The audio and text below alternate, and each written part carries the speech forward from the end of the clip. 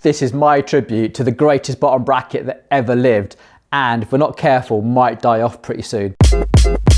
This of course is the Shimano Press Fit 41, commonly known as either BB86 or BB92.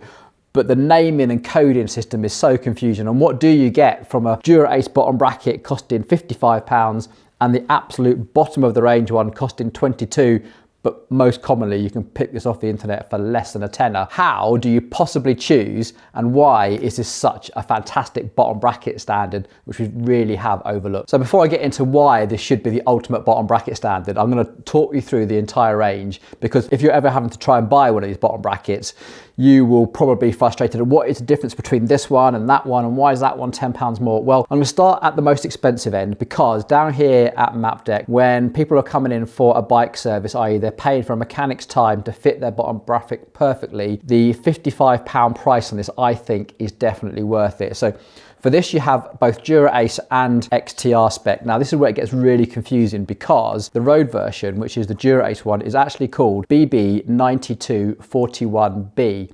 And the 92 is really confusing, because 92 is the same shell width as what should be a mountain bike one, but the mountain bike one is actually called BB94-41. So there's a little bit of confusion there, because those two numbers don't correspond to what we think is the shell width. But when I put them side by side, you can see this is the road one, designed to fit an 86.5mm shell width bottom bracket, and this is the mountain bike one, designed to fit for an 89.5 or 92. You can always tell, because the mountain bike ones always come with this little 2.5mm spacer that you'll slide over the bottom bracket before you install it. If you have asymmetric frames, the instructions will tell you which side to put it. Right, let's focus in on the absolute top of the range. This is the XTR spec one. This is the Dura Ace version. I've taken this one apart. I'll show you the difference on the inside. They're exactly the same on the inside. The only thing that really separates them is the length of that tube. So this is the Dura Ace one, and the first thing you'll notice when you get it out is that it rotates slightly differently. So this part here on the inside rotates rather than the whole top cap. And when you take one apart, and they do say don't disassemble, and they are quite a fragile plastic, so if you tight a lever in them, they do become brittle and break. So what this is made up of, the bit that you can see here, is actually like a little labyrinth seal. So you have, this is the bit that you can see rotating, and then there's this labyrinth seal here. This is the bit that's static, and that fits in like that. Behind that, you then have another seal. It's normally a little bit stiffer than that. I've already disassembled this one. This is where you have the metal backed and the double lip seal that you're familiar with seeing on quite a lot of things. So we then have, you see, this sealing effect of, you know, this whole thing being stacked up. You have a very, very effective seal, which is why we tend to only really stock these ones, because if you're going to pay for a mechanic's labour time to install this, you really do want to have the most long-lasting solution you can. If we take a look on the inside here, you can see that it actually uses some pretty small ball bearings, and of course it uses the premium grease as well. So these bearings are pretty unique to the Shimano Dura Ace. You can't replace these, because the inner race is significantly wider than the outer race here, and it's sort of bonded into this plastic casing. So there we go, £55, a significant amount of sealing. And if you are really, really careful, like I've been here, you can disassemble it and you can re-grease them if you want to. Oh, quick side note, the blue packaging is Shimano's old packaging. Most things that are coming through now are in this new sort of more easily recyclable packaging, so don't worry, they're not fakes. Okay, next up is BB72. Now BB72, again, people kind of confuse this, because 72 is quite close to 73, which is the thread fit shell width of a mountain bike, but actual 72 is just a code number. So for this they do a road and a mountain bike. For the road it's more commonly known as Ultegra, for the mountain bike it's more commonly known as XT. And the difference on this is now you don't have that extra seal. You can see that this whole top cap here rotates, and it's also a slight sort of grey colour. The idea is that it matches with the Ultegra and the XT sort of group set colouring. Now, if you lever these ones apart, this is the top cap, and you can see just one piece top cap there. and then behind it, that's all you have. So here is the bearing. You can now see it's now a black oxide coated, and there's a little rubber seal in there, but it's really difficult to get out. You can't get that out without damaging the whole thing. And this is why these feel quite stiff compared to these sometimes, because there's a bit more seal drag involved. But essentially just these two pieces. So if you want something a bit more waterproof, the Dura Ace and the XTR ones definitely offer you a little bit more. These aren't actually that popular because when you're buying a bike OEM, as in the bike pre-built, the manufacturers normally cheap out and down spec your bottom bracket. And when you as a consumer are buying them in the future, you'll either go for the cheaper one or the more expensive one. This one at sort of $36.99 sits on a really weird price point in between the two. And to be honest, we really don't see them that often, which leads us to the most popular press fit bottom bracket, which is BB71. Now, BB71 comes in mountain bike, road, and fat bike. So little tip here, if you look at one of these and you see the last letter, A and B, A is for mountain bike, B is for road, and C is for fat bike. We'll come on to that in a second. So now you can start seeing all the differences, and of course the mountain bike comes with that little 2.5mm spacer. Now these are like $32.99, and again, because they are so popular, they're often on discount. But on the inside, this is an old one I've taken apart here. These are actually really hard to disassemble without ruining the seal. So you have a fairly standard looking top cap. This whole thing rotates, and then you have a big seal here, and these are really difficult to remove without damaging them. You can see I've been as careful as I can, and that's already warped. And then you have actually a standard industrial size bearing on the inside, but you can see the difference in the size of the balls here compared to the ones that we saw on the Shimano XTR. That is probably the most popular one, and you can probably put this down to like Shimano 105 SLX type of spec. Then things start to get a bit of confusion because we have MT800, and this is just for mountain biking.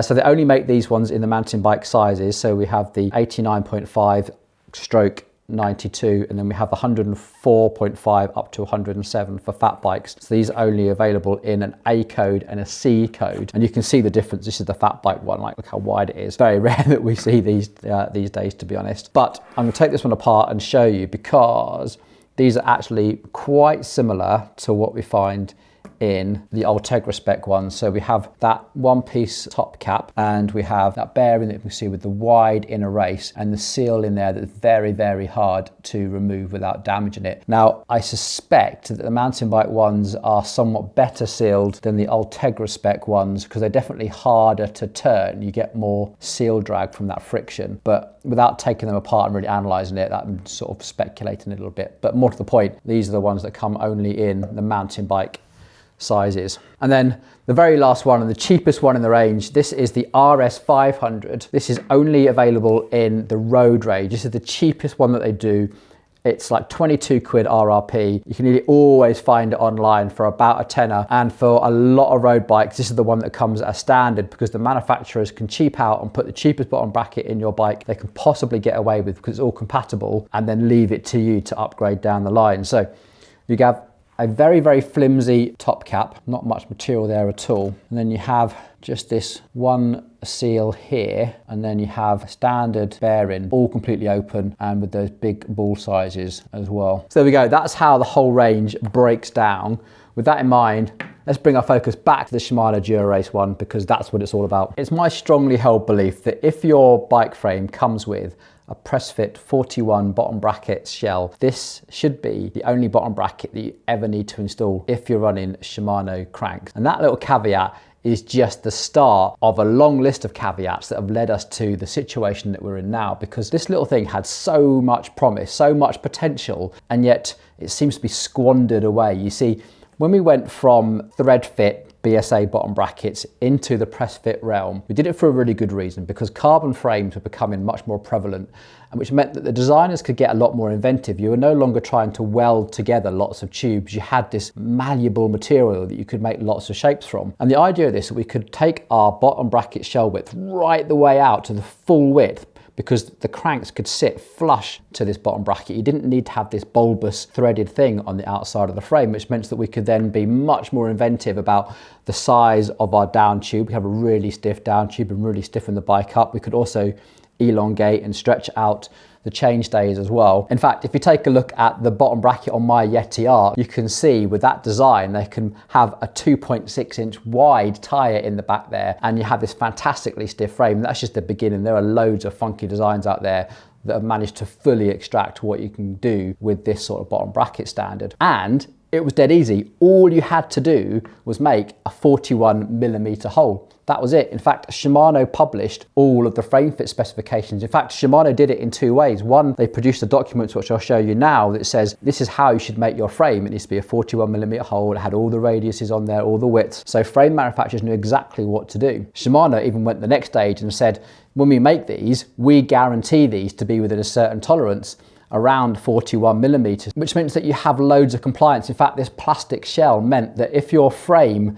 wasn't exactly perfect, there was enough compliance in this plastic shell that you could get away with it. And yet still, manufacturers, quality control experts and bike shops still couldn't notice that the 41mm hole, which should be aligned left and right, just didn't happen. And as a result, these got a terrible reputation. You can see why. If you go back in our back catalogue, you'll see me bitch and whine about all the problems that we've had to solve when it should have been something so simple. I think now bike shops are definitely catching up and we're getting better training. Park has made better tools. For instance, a common tool you'll see on this channel is Park Tools 40.98 reamer, which means that with a cone centering tool, you can now correct a frame really easily. This should be done in factory, of course it is, but with all the levels of quality control that should exist, i.e. factory, the brand that builds your bikes, and then finally the bike shop, with all those three bits of quality control, this really should have been a very successful bottom bracket standard. I feel that another reason this beautiful design failed is because a lot of bike reviewers didn't really understand the cause of the creaking and were very quick to blame the bottom bracket and not the manufacturers that actually caused it. So if you've ever read one of those bike reviews where it has the pros and the cons column and it says something like fantastic frame, really enjoyed riding it, and in the cons it will say press fit bottom brackets, it will probably creak. Such a misinformed and miseducated conclusion to that, which probably led an awful lot of designers to now start putting things like BSA bottom brackets back in. And again, we've got another video why that's a pretty bad idea. So now, as we get towards the end of this video, you might be asking, but Paul, why do all these other upgrade options exist? Well, it's a good point, because I think there's only really two possibilities where you'd ever want to upgrade from a Shimano bottom bracket, unless of course you were running SRAM cranks, which of course are 29.99mm, which means that you can no longer use a Shimano. They just don't make that standard, so you have to go to another brand. We've got videos on that, I promise you. But these two bottom brackets probably represent the only situations I'd ever consider not fitting one of these. And that is if your frame has been so badly misaligned. Remember, they make carbon frames in two molds and they fold them together. What they should do is get a big metal tube to make sure the bottom bracket stays aligned, but it doesn't always happen, sadly. Then Hambini, BB Infinite, this one-piece solution that you push through the entire thing can solve a lot of problems to try and keep your left and right aligned. Fitting these does come with certain issues, as you've probably seen on the Hambini channel. People kind of get these stuck halfway because they haven't measured diameter. There's no compliance in this solid aluminium tube at all. And also, when you're going to do the alignment, you sometimes need to take a little bit of material off one side, add it to the other side, and then backfill with a retaining compound to really get the most out of these. Now, the Hambini bottom brackets don't have any sealing at all. Compared to everything I've just shown you, it really is a top cap on top of a standard industrial bearing on a low contact seal. Yes, I know that you can get better sealed versions of that, but then kind of defeats the point a little bit. So this is great for really low friction experience of misaligned frames, and you have to really know that your frame is suffering some bad misalignment to warrant using this. The other option is let's say that the hole in your frame is no longer 41mm. It's got a little bit big. You've allowed this to slide around and erode the side of the carbon shell. When you go to push one of these in, it's no longer at hard friction interference fit. It just pops in and pops out again. Well, BIC One are just one of the companies that offer an oversized bottom bracket option. So they've made this now to be 41.1. So you've got another micron to play with, if you like. And these are probably the best sealed version that I have seen. So you have these O-rings that obviously help you with the friction, but also You have an aluminium top cap. You have an additional seal in there, which I think is fantastic. One thing I really applaud BIC1 for. And then you also have the standard industrial size bearings with the 2 rubber seals as well. And even the inside of this tube is sealed with a little O-ring as well. So they really have thought about weatherproofing and durability. You can get these in non-oversized versions as well, but if you haven't got a problem, stick with your Dura Ace one. So here we go, the humble Press Fit 41 bottom bracket in the Dura Ace variety, probably one of the most beautiful standards that has ever existed in cycling, and a victim of some misinformed reviews, some bad quality control, and some very late to market training from bike shop employees. So right now, get your thoughts and opinions down below. I am really looking forward to these. Do you agree? Do you disagree? Do you just wish for ThreadFit to come back? Or do you just wish that manufacturers got their heads around the quality control and made best use of what was actually a fantastic design? Get down there. I'll try and respond to as many as I possibly can. If you like this video, please think about subscribing, and I'll see you on the next one really soon. Cheers.